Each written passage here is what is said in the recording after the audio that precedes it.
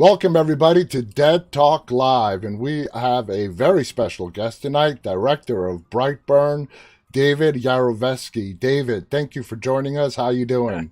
Good. Sorry, I was just figuring out how to deal with posting the link live. Anyways, how's it going? It's great. Hey, I got my Brightburn shirt on.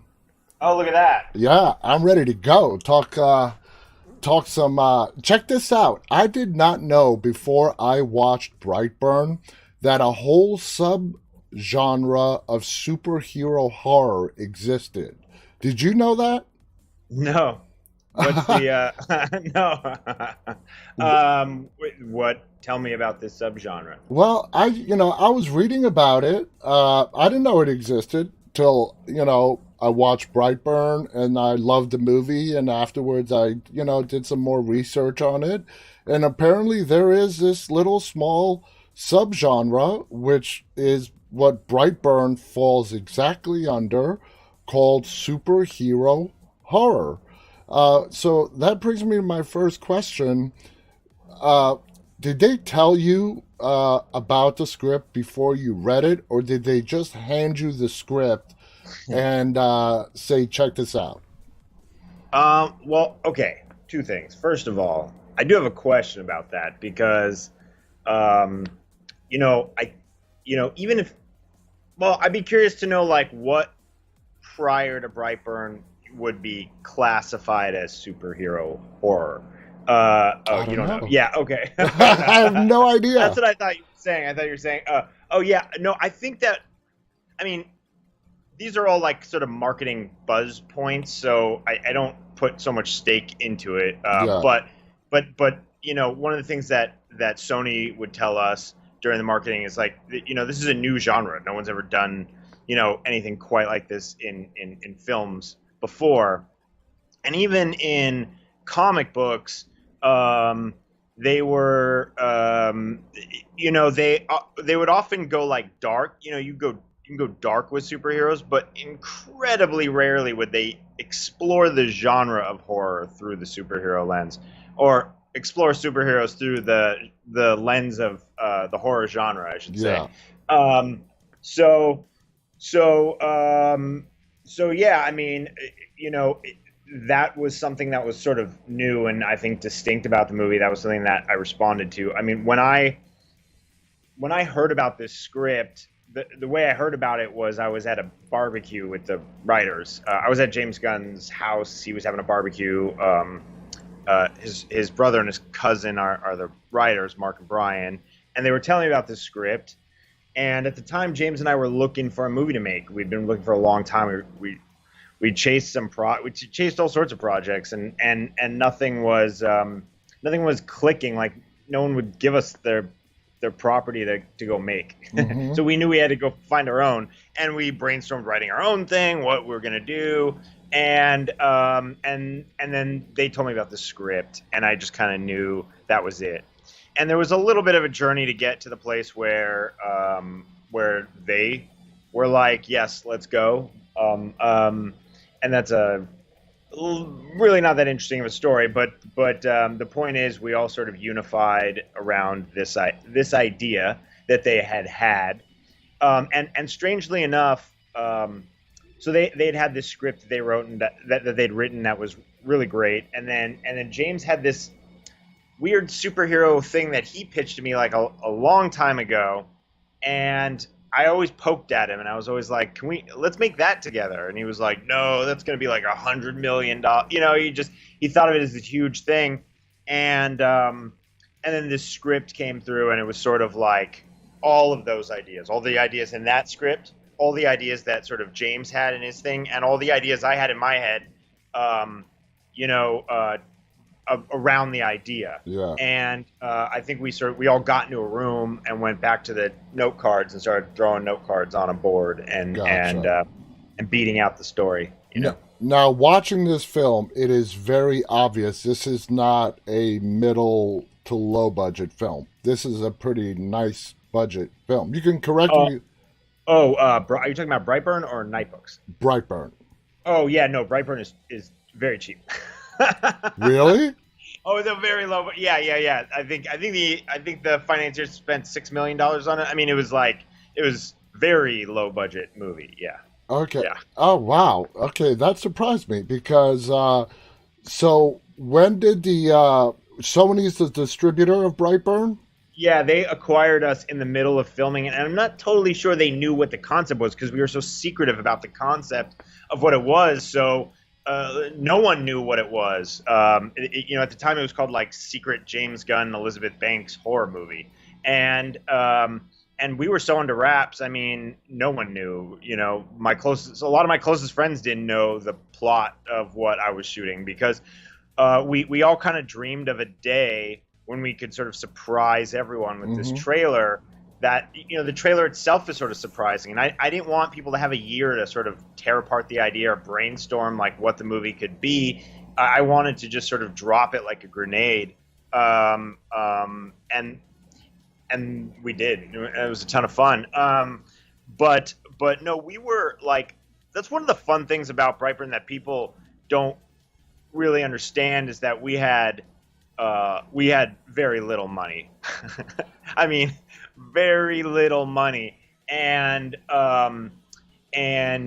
somehow we came out Memorial Day weekend in 3,000 theaters against Endgame, John Wick 3, Wow. King Kong, and Aladdin. And we did not belong there at all, but there we were. Wow. Now, that answer really blew me away in regards to the budget. And it's also rare for a big studio like Sony, Sony's a major studio, to get involved when production is underway. How did they get involved? I mean, you just said you kept a lot of it a secret. They didn't know what they were getting into. How did they get convinced to buy into this? All of these answers are kind of above my pay grade. I don't totally know. Honestly, I don't know. I mean, the investors flew in and they were like, "Hey, what do you guys think of Sony?" and from what I understand, I don't know. I don't really know. This is like sort of sausage making. I think they were negotiating an overall deal with Sony, an Yeah. output deal, but from what I do know is that just the excitement of what we were working on and being such a big secret, no one could find out anything about it, made it enticing the studio. So I know there were a lot of studios that wanted the movie, Oh yeah. and Well, the we ended. concept was brilliant. So you read the script. You know, you knew the writers. Were you there as the script process was being written, or you didn't get to see any of Wait. it until it was done? Oh yeah, no, I think we were all like really involved in me, James, and the two writers were in a room seeing. We went back to the cards. Just I mean, like if you go to YouTube and watch any like how to write a screenplay, videos, you'll see what we were doing. It's like so we were just sticky notes or cards. We were putting them on an easel, and we were grinding it out and trying to figure it out. There was a big difference between where the script was when I got it and where it was when we started filming. And the big difference was I think that they were I think trying to make more of an indie drama. And Okay. and James and I both wanted to push it in more of a big scale, even though we didn't have the money, admittedly. But we wanted to push it in more of like a big scale, like horror movie, like a superhero Yeah. horror movie. Kind Yeah. of. I think we were both intrigued conceptually about exploring what that is. What would a superhero horror movie be, and sort of pushing on that instead of leaning into the sort of like lighter indie drama stuff. Gotcha. And frankly, I do think that Brian and Mark, if they initially felt like they would have gotten even as much money as we did to make it, they probably would have leaned more into that, having more powers and more stuff like that. But I think they wanted to make something whether they had the money or not. Okay, gotcha. So when you guys were doing those cards, as a director of the film, are you in your mind trying to say, okay, with this limited budget, how am I going to make this work? Yeah, I mean, I had just made a movie for $500,000. It was the only movie I ever made before. It was this movie called The Hive, and so getting 6 million was like, oh my god, I just won the lottery. So it was in some ways I had to be incredibly creative with how I was really targeted with the usage of VFX with time. Time was the biggest thing. Yeah.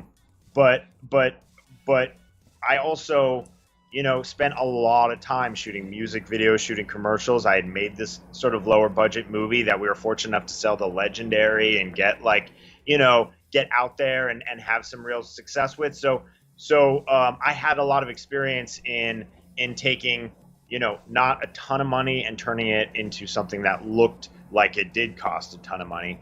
And that wasn't just me. It was like, I had a director of photography, Mike D, who I've shot a million things with, who we had this flow Mm-hmm. between us, this like telepathic communication, and my wife, who's a costume designer. All of us, we had this crew of people who had been working together for a long time, working on project to project to project, and never had gotten a big budget. We'd never gotten real money to make anything, but we started making things that people thought were big budget or like responded to, like they were responding to big budget stuff. We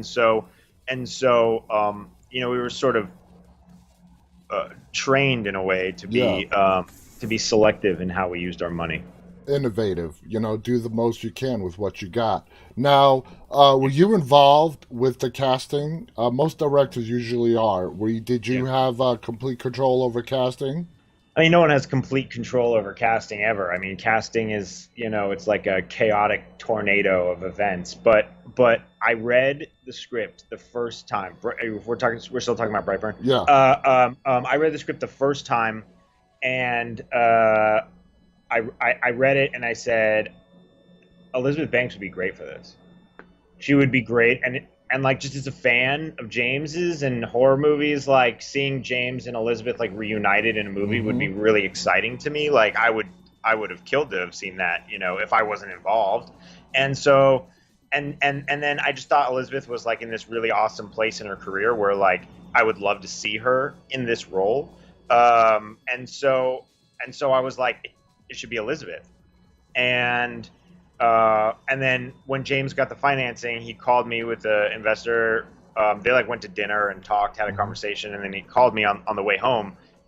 They were together in the car, and they were like, "Who are you thinking about playing the lead?" And I was like, Elizabeth Banks, just immediately. And but it didn't seem likely. It didn't seem possible. It got shut down every time I brought it up, not because creatively, but because we were a little movie. Like Mm-hmm. people don't realize we were really a little movie. And at the same time, she was like gearing up to shoot Charlie's Angels, Yes. and so it just didn't seem like it was possible at all. And I ended up, I just kept pushing. I kept saying Elizabeth Banks, Elizabeth Banks, Elizabeth Banks, like just the power of will to force it to happen. And then I was in my agent's office, and I looked down at a piece of paper and I had a list of names on it. It was like Bryan Cranston, I don't even remember who. It was just like a bunch of like incredible actors on a list. Yeah. And I'm like, what's this list? And they're like, oh, this is a list of actors who like are available, like whose project or whatever, like something has happened, and so they're like available and could do something in the next, couple months. And I was like, Elizabeth Banks is on this list, but I thought she's supposed to be shooting. And they're like, I don't know, she's on the list, so I guess she's not shooting right now. And 10 seconds later, I was on the phone with James, like, hey, she might be available. We should definitely. And then the next day, I was in her office, and she had Wow. read the script, and she loved it, and she was just really excited about it. She's a huge fan of the genre. She's incredibly smart. She is, She's a I great love. actress. I mean, she's I mean, just she's an a great amazing actor, actress. She's an but she's amazing. also a great filmmaker. Yeah. And Yeah. so having that to be able to, to have that mode of communication with your lead actor also is so helpful. So helpful. Now, we hear a lot of times where studios or filmmakers say, man, we need a big name for this to make it work. That's not true for Brightburn. Brightburn could totally fly on the story itself, and you don't need a big name to make it work. But Elizabeth Banks, you're right, she was the perfect Tory Breyer. Uh, when you were like right away, Elizabeth Banks would be great for this. Did the big name factor into it at all, or did you just think whether she was a big name or not a big name, she was the perfect actress to portray Tori? Well, I thought about it in two ways. I mean, the one way I thought about it was sort of the first way I described, which was sort of like like the movie conceptually. Like, what is this movie? You know, when you see a trailer, you see, or when you see a poster, it's like you see the actor and you see what it is. Like, I was just very excited about the idea of Elizabeth Banks. So that is to her star power and to her credit that I thought that would be incredibly valuable. And at the same time, I'm just a fan of her as an actress, of her work, and I thought that she would bring an incredible performance to the role. Like, she would elevate us all. She would make me look good, really, and the movie look good by being so good in the movie. She was amazing. But she did. Yeah, she's amazing in here. She's amazing. And so let's walk through some of the scenes in the movie. Now, the beginning where we get a glimpse of what turns out to be this crash, and then it cuts straight into the Brandon growing up videotapes. Okay. Yes. By the way, I want to say this is going to be really fun because I have not seen the movie since opening night. Wow. And I've made a movie since. So this is going to be a refresher. This is going to be a refresher. But go on. Yes. Yeah. So we see the crash. Well, we assume is a crash in the woods, and then it cuts to the videotape sequence of Brandon growing up. Did you just not want to get, which I think is a great way to do it, instead of having them out exploring what this is, and like Superman when they see Clark Kent and they meet him and he lifts up the pickup truck as a little boy. He's a normal functioning human, apparently human boy up until the age of 12. Was that what you were going for? Not to say that this child, the message you were trying to convey is that this child is no different than any other newborn baby up until the age of 12. I mean, I think when we went out there to shoot, I had boarded and prepped a pretty elaborate horror sequence for the top of the movie, but we just couldn't afford it. Like, we just couldn't afford it. There was a whole bit where they're driving towards the crash site, and out of nowhere, animals come barreling out of the woods and like scare the shit out of us and crash into like a big animal hits the side of the car, and there was a number of things, and then they sort of discover it, they come upon it, and it was sort of like drawn out and tense and moody, and I thought it was really interesting, but we couldn't, it just wasn't like I would have had to sacrifice some very important things to achieve that, so we couldn't do that sequence. No, I liked how it was done. I very much liked how it was done. Necessity is the mother of invention, right? Yeah. So we took it as an opportunity to be like, okay, like, if we're going to tell a superhero origin story, then this moment in it, but through the lens of horror, how does horror deal with backstories like this? Yeah. And so I started, although I've seen all these movies, I often like just throw them on in the background to just start to like process, like, how would a horror movie, like, what's your like default horror movie concept, and then like let's inject the superhero DNA into that, and then and that was very much like, let's give us a glimpse, and then let's like revisit later in a dream or in a flashback. We didn't do a flashback, but we did a dream sequence later where you get like a piece. We got a very very low budget version of the whole sequence that I had planned, in a dream later on, and sort of, and that was sort of some of the fun of the movie, is like taking tropes from the horror genre and injecting, and shining that lens at superhero origin stories, and seeing what it does. Exactly. Now, you can't help but see the similarities with Brightburn to Superman, okay? The whole farm setting where the crash happened, the the husband wife taking the child in, a lot of similarities. Was that done on purpose to really show the anti Superman? If Superman was not this superhero out to save humankind from any and all disasters, but what would happen if Superman was actually evil and bad? So some like very like astute marketing people told me early on to just avoid saying the S word. Let's just not say the S word. And I don't know when that totally expires, but um, but certainly this is both. You know, Brandon is his own character. He has his own motivations. He has his own. He's not Superman. No. But what's fun about the movie, I think, is that we've all been primed by superhero mythology to have expectations. Like, for example, we're all primed by movies to have these expectations. Like, for example, if you have like this really sweet goodbye with someone, as they walk away, in your head you could be like, oh great, now that person's gonna die because because I've seen this happen in movies so many times. And I felt that way about superhero mythology.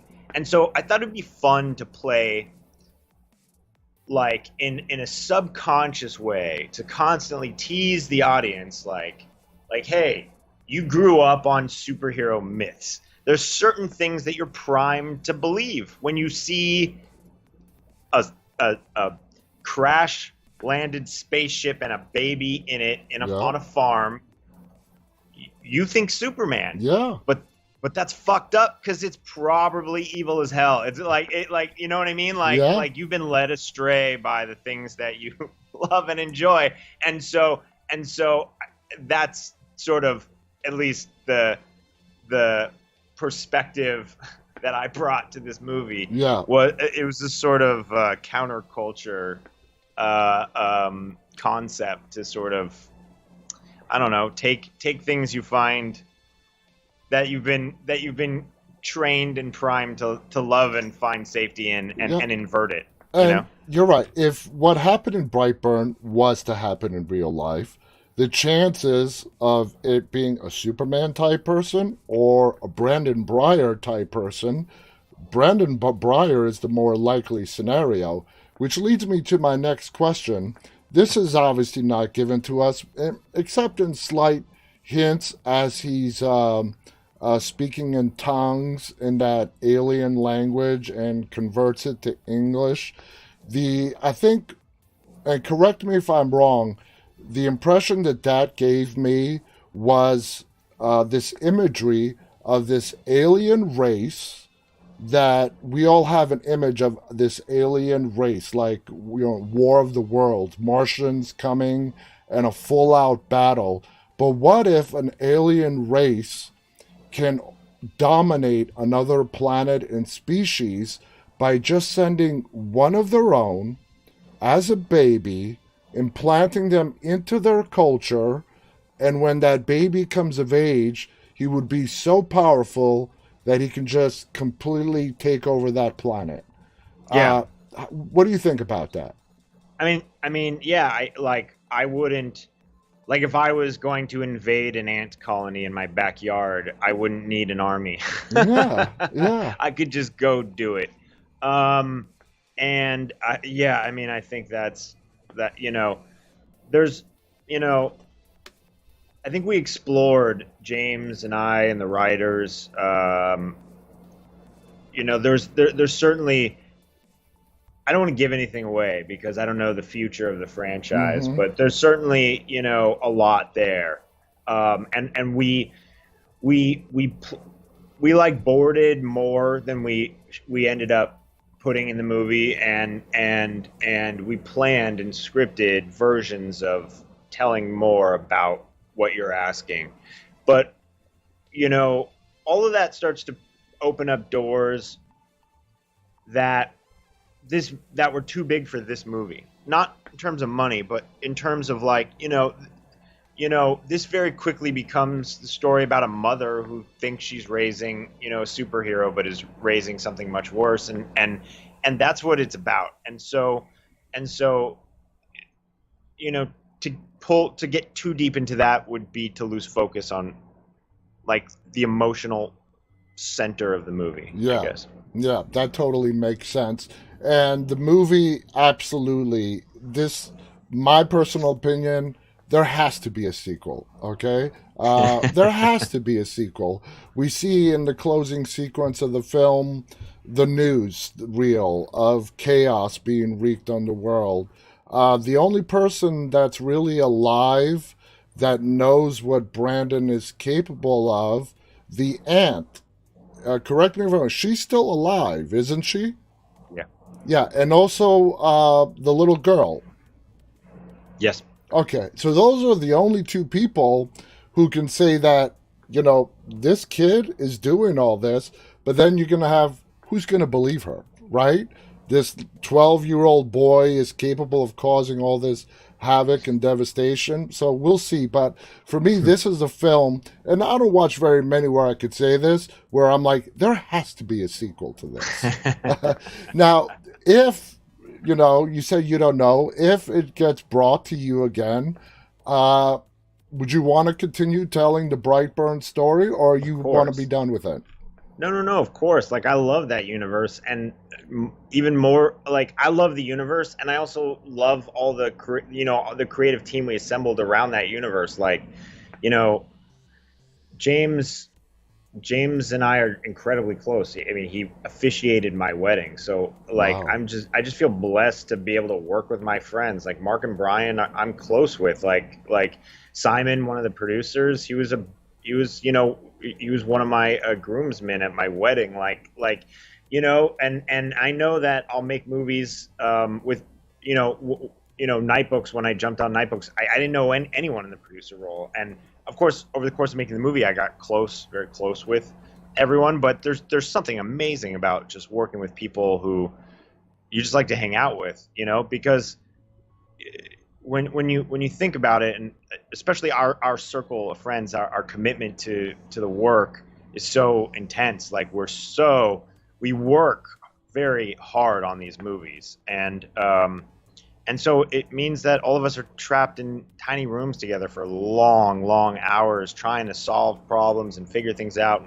and improve the movie in any way that we can find. And so, I mean, to work with them would be amazing. Obviously, I love this world. Yeah.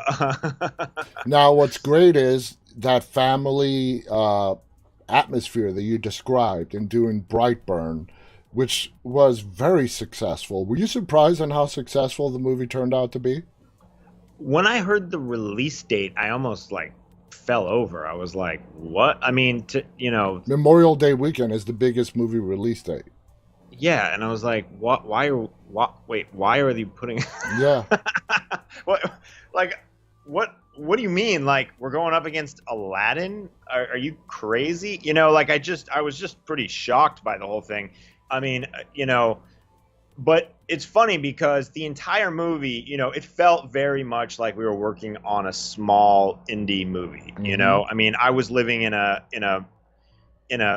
really not pleasant like hotel for 4 months, and I mean, it was just it was as down and dirty as you could make a movie for, really. And then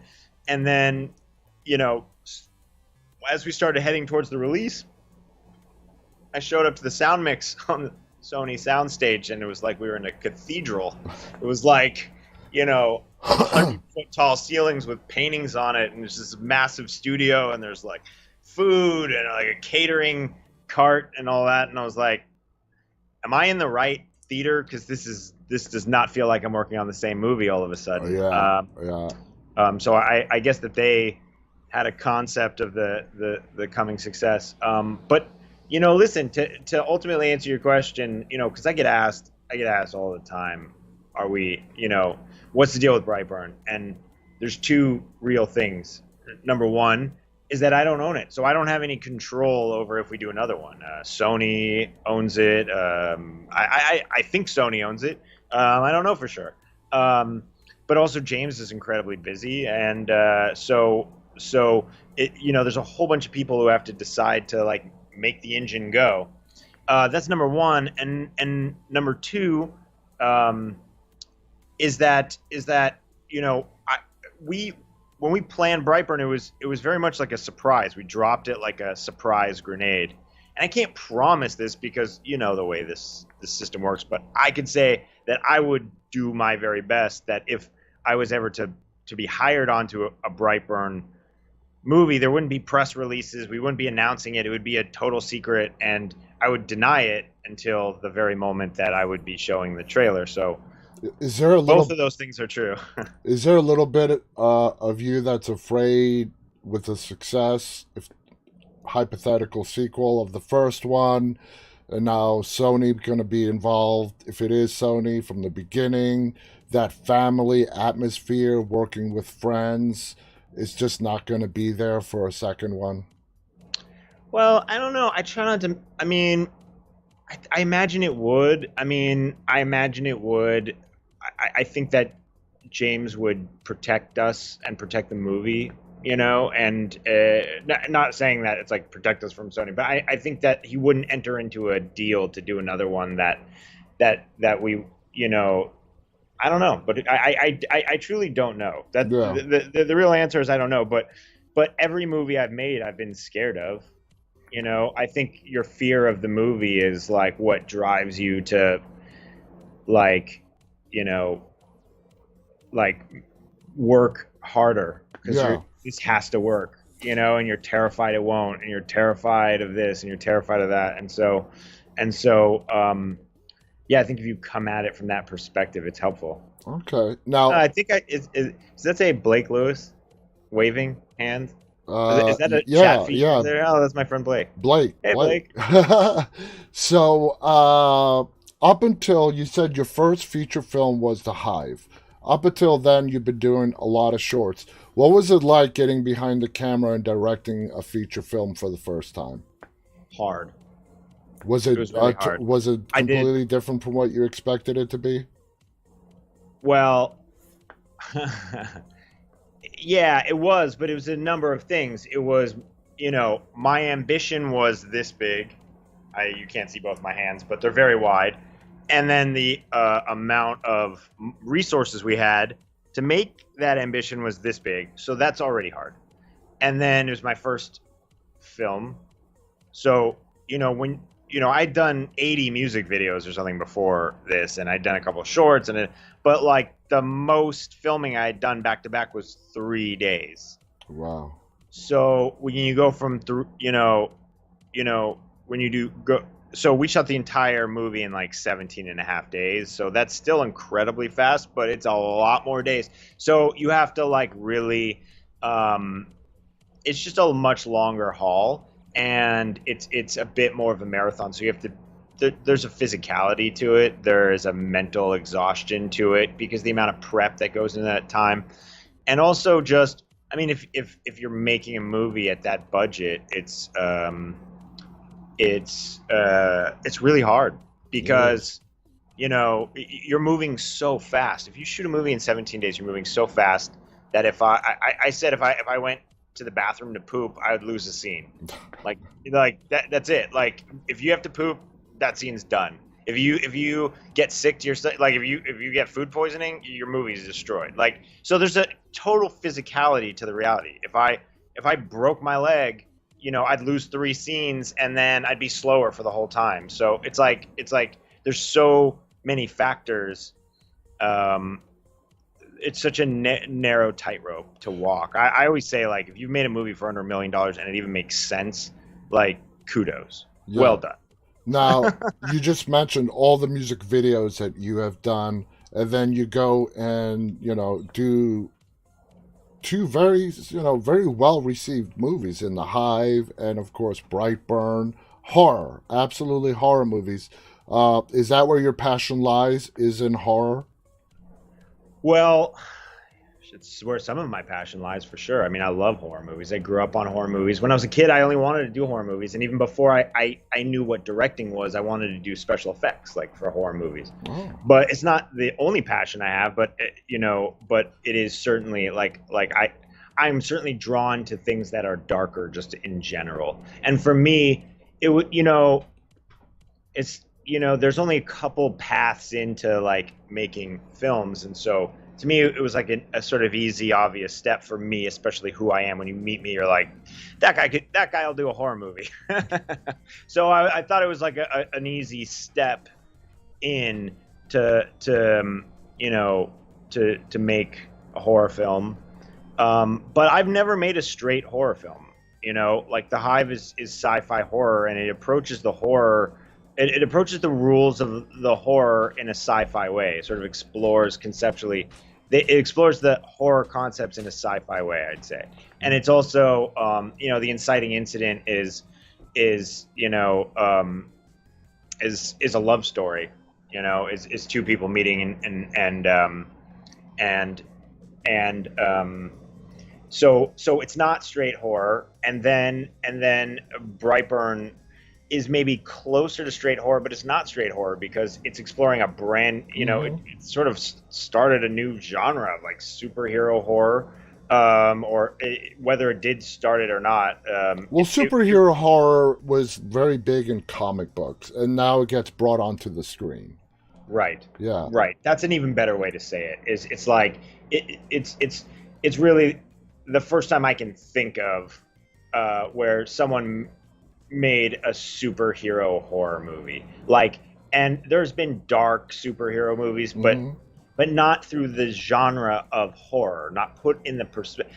Maybe The Crow, you could say, although it is an action revenge movie, there are sequences in which the victims of the victims of his like you're in their POV, and his powers are almost like a ghost, appearing here, he's laughing there. So those are like mini horror sequences, but it's not what we did, and ours is just different, Just out of curiosity, what would you consider straight up horror?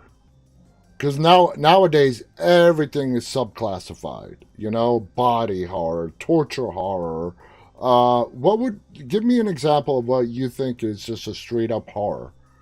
But by the way, I love straight up horror. I think exorcism movies, supernatural movies, ghost stories are straight horror. I think slashers are straight horror to a certain degree. I think Scream is not straight horror, although it is a slasher movie. It's sort of there's a comedy and a mystery element to it. Yeah.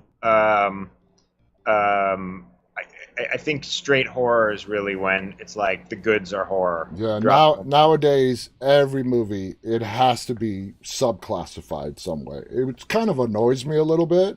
You got your subgenres, the big ones. But man, they're getting very detailed now with all these subclassifications.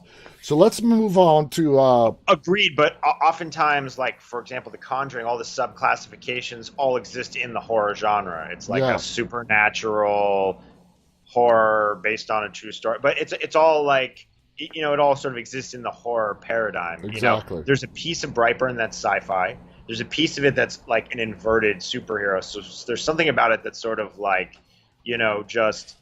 There's like a punk rock drop to it because it's sort of like anti what's popular. It sort of takes like superheroes couldn't be more popular when we made it. It came out a week after Endgame. Yeah. Like the biggest movie of all time, all superheroes came out, and it was sort of being like, okay, you guys love superheroes, but like this is like the gritty, realistic version of if the kid had powers. Exactly. and Nightbooks is, I mean, Nightbooks is definitely not straight horror. You know, Well, that's what I want to get to next is oh, okay, yeah. Nightbooks. Okay, it's based on a film by the horror novel by J.A. White.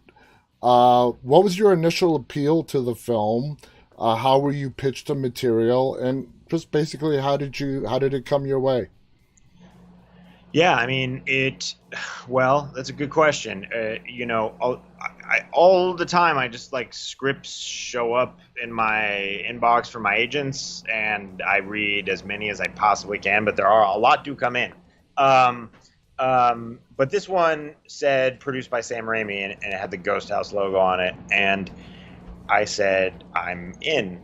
I like emailed back immediately, and I was like I'm in. And then I kept reading, and it was like a family film, and I was like, they want me for a family film? That's weird. I just didn't believe I'd booked the movie, because oftentimes you get sent a script, but that doesn't mean you have the movie. It's like, would you like the opportunity to fight for this movie, to pitch on this movie?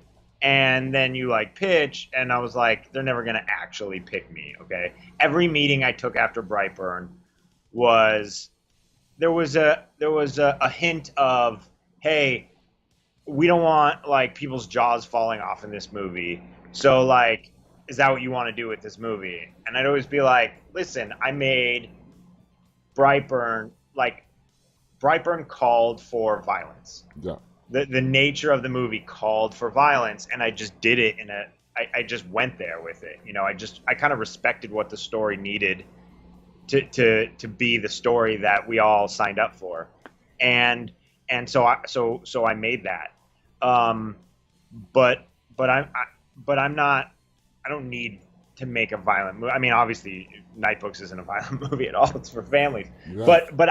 But I knew that going into it, that there was this stigma stuck to me that I had just made, you know, one of the more violent movies that had ever been in a theater, you know, at that scale ever, you know. So people were cautious as to you not taking them. They want you for a movie, but they want to make it very clear, don't take it to the level of violence that we saw in Brightburn.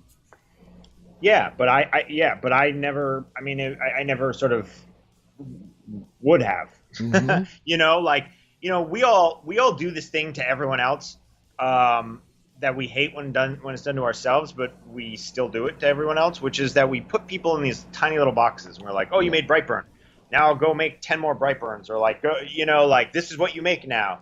And I mean, it's just not who anyone is. Mm-mm. It's, you know, it's like we're so much more than the one movie that we made, Actually, yeah. a perfect example to that is Sam Raimi. Okay, Yes. he does a wide spectrum, and I'm sure he had to work very hard. I mean, this is the guy who did like The Evil Dead, but he's also done Spider-Man. You Yes. know, so I'm sure because people do like, especially in entertainment, they want to put you in your little box and say you're good at this, and that's what you're going to continue to do. Uh, Being in the industry, do you see it as always a battle to say, hey, I am capable of more than Brightburn movies or this and that? Is it always an uphill battle? Well, yeah. I mean, listen. I'm really proud of Brightburn. Like, I would never be like I'm capable of more. But I think what you meant is Different. yeah, like, are there other types of movies Mm-hmm. in me? You know, but like, you know, for me, I wanted to make movies from the time before I could actually hold my dad's VHS camera. He used to have to Yeah. help me put it on the tripod, you know, because it was too heavy for me to carry. That's how young I was, and only now am I making movies. You know, it took, you know, it was a 30-year journey from that time to now, that where I'm making movies to prove that I'm worthy of making a type of movie. Yeah. Yeah. I mean, I hear that, but also, like, I don't know, the way the thing that calls to me in movies is I don't know, the thing I love about movies. Like if I read something that sparks some thing in me that feels new, that feels different. It, I always feel like movies are the most exciting when they're opening up doors to creative ways of thinking that are beyond what's just sort of normally there. And I've never really made choices or decisions based on money. Maybe I should have, because then maybe I'd be richer, because I'm not a wealthy dude. But what I did do was I made choices based on like what I wanted to create. Because when I sign up to one of these movies, it takes 2 years of my life. Like Yeah. I take 2 years of my life and I throw it in a blender and I push the button, because like my, I don't see my friends. I'm fully consumed. I mean, it's partially, the pandemic has added to that experience, but like, I live, breathe, sleep, eat this movie that I'm going to You take give it on. your all. I give it my all, and then when I get done, like the memories of it get compressed, and it just feels like lost time. It Hmm. just feels like this little black hole in my life where like here's this timeline, and then bloop, I just like jump over. And during that time, I made a movie, and so it's like I feed the most precious resource that exists, like my time, my life Yeah. force into it. And so I want it to be something that I love and feel really passionate for, because it becomes like my child, you know? I totally understand what you're saying, and not look back and saying, you know what, I just did this and took 2 years out of my life just for money. You Yeah. want to, it's a passion and it's art, and you want to enjoy what you do. With Nightbooks, you worked with a very strong cast. Any challenges with working with the younger members of that cast? Well, I mean, there's always challenge. Listen, there's first of all, there's always challenges working with younger people, just based on the amount of hours that you can have with them on set. You have a designated amount of hours, and so there's always a ticking clock over your head. That's number one. And number two, movies where young actors are like take up leading positions, leading roles in the movie, often get defined by the performance of that actor. And so there's a little bit of just pressure on the idea that, like, that good isn't good enough. It's got to be great, Yeah. and I don't really like using words like good or great, but it has to be. You really have to be real, and it has to work, and it has to feel natural, and it can't pull you out of the movie. I think would be a more articulate way of saying it. And Yeah. and but I had all the confidence in the world that they would. I mean, when I auditioned them, they killed it. Both of them. Winslow, when I first saw him over Zoom, because that's how casting was, Hmm. early pandemic time, and I saw him, and I was like, wow, this is the first person out of all the people I've seen who looks like Alex, who I could see being Alex. I Yeah. just saw it in him immediately, and then I just crossed my fingers and hoped that he could act. And I mean, he could. Watch the movie, he could. Yeah. And he kills it. And so there's so much of the movie that hangs on him, that he needs to. There's just Oh yeah. a wide emotional range that and he's in every scene. So there's a lot there. And then Lydia, I mean, I saw her audition, and then I called Netflix and I said, I think this girl's gonna win an Oscar one day, and I just want to be in her bio when she does. We should just cast her. And we did. And then Kristen is, incredible in this movie. She really brings her star power and her charisma to the movie. And it's more than that. Something I said when I was pitching on this movie was that the filmmaker, shapes the movie. It becomes part of the movie. I was like, what's Edward Scissorhands without Tim Burton directing it? Like, Exactly. you need a weirdo to tell that story. And as part of my pitch was that this was authentically me. And I think that there's a piece of this character that's authentically Kristen. She's sort of also a weirdo, and definitely was, made fun of in high school like I was for being different and gothy and Yeah, but look who has the last laugh now, though. yeah, yes, Now, yeah, was Nightbooks, so for our viewers who don't know, Nightbooks is a Netflix original movie, correct? yeah, yeah. Is Yeah, this your first time working with Netflix? yes, yeah, it And is. what did you think? Are they good to work with? They leave you on your own. They don't stand in your way. Let you do the creative process. How would you describe your experience with Netflix? Well, I think that they were, Netflix has different departments, and this movie was,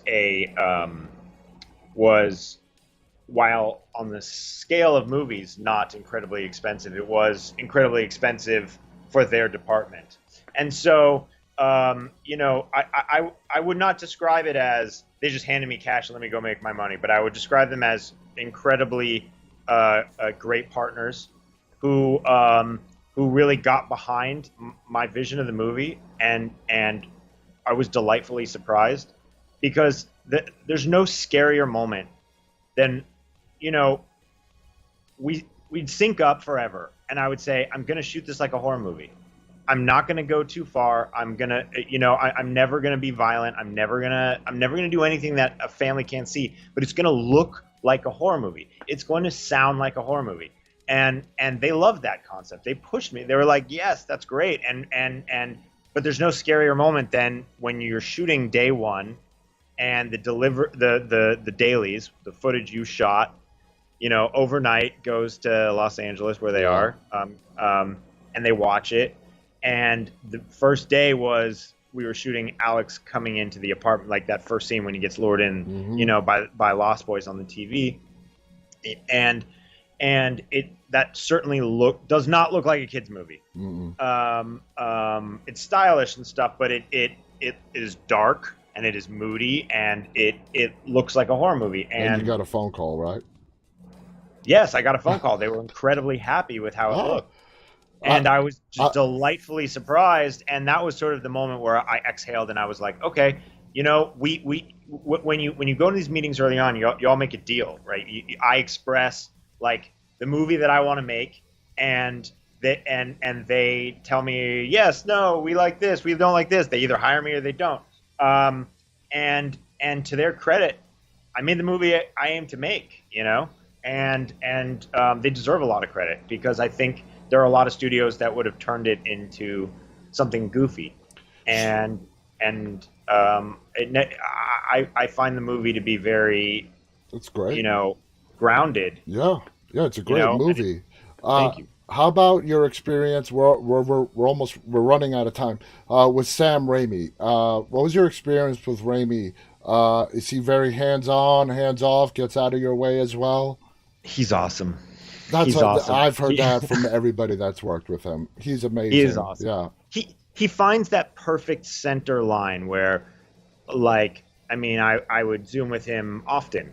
I did not meet him in person though until the sound mix. I also didn't meet anyone at Netflix until the sound mix, because I booked this movie in quarantine. The first time I left my house in like 6 months was to go to LAX to get on a plane to fly to Toronto to go make the movie. Like I was, this was early quarantine, so I didn't meet any of the Netflix people until recently. And I didn't meet Sam in person until recently, but I really enjoyed my time talking to him on Zoom. We talked often. He was always available to me. I reached out to him a couple times with like, hey, I need a little help with this piece, or I always thought of him as fresh eyes. Yeah. I can go to him and be like, it's crazy to say this sentence out loud, but hey, Sam, hey, Mr. Raimi, I've cut the scene and I feel kind of good about it, but I want you to see it to tell me what you think. And he was always incredibly gracious. He 100% got what I was trying to do, um, and really got behind it and was a champion of it, and also brought a lot of ideas to like make it better. So he was Yeah, just great. I mean, if you have a chance to work with him, work with him. That's what I'd say. absolutely. And just to touch back on that Netflix thing, I have relationships with a lot of studios. And Netflix, they're just really good and they know what they're doing. Uh, they're giving me a guest. Like today, they're like, "Hey, do you want this guest tomorrow? At 12:30 p.m." And I have an interview scheduled for tomorrow night at 9:30. I'm like, "Yeah, absolutely. I will take this guest at 12:30 p.m. I'll do two interviews in a day. I have no problem with that." They're a great company. From like I said, working with them and partnering with them. So looking back, what what project is holds a very special place in your heart that you've done so far? Oh my God. Well, each one of them, they're all children to me. I mean, I haven't yet had that experience where I hate a movie I've worked on, or like, they all are really special to me. I mean, and actually the producers of each, now that I think about it, the producers of each one of these movies, I feel very close to, That's important. Yeah, yeah, it is. And like, on The Hive, I knew one of the producers going into it, but all the other producers I didn't know. And but you get really close with these people because it's you versus the world. yeah, When you're like, how are we gonna pull off this shot with the resources we have, with the time we have, and then all the curveballs being thrown, and it's just, you guys are just, your backs are against the wall and you're just fighting the hordes. absolutely. Oh And man, David, we are out of time, but all I right. feel we could go on talking for several more hours. This has been awesome. Thank you so Yeah, it's much been great. for sharing this with us. I love talking about this stuff with you. I could just see the passion that you have, not just for horror, but just for your craft, Yeah. filmmaking, and you're great. Brightburn. I love Brightburn. I Thanks, really man. do. I'm a big Brightburn fan. Thank you so much for being here, sharing with us. Any final thoughts before we go? No, thanks for having me. I guess if you liked watching me, there's more stuff at my Instagram account. You can follow me. It's just my name, David Yarovesky, Yep. on Instagram. And check out Nightbooks. It's out now, on Netflix. Go check it out. Check it If out. You if guys, you watch this show, this movie was made for you. I promise. I think you will exactly. like it. Yeah, yeah. It is a great movie. Check it out. It is available on Netflix. I want to thank David again. Thank you guys for tuning in. On behalf of David and myself, stay safe and always stay walking. Good night now.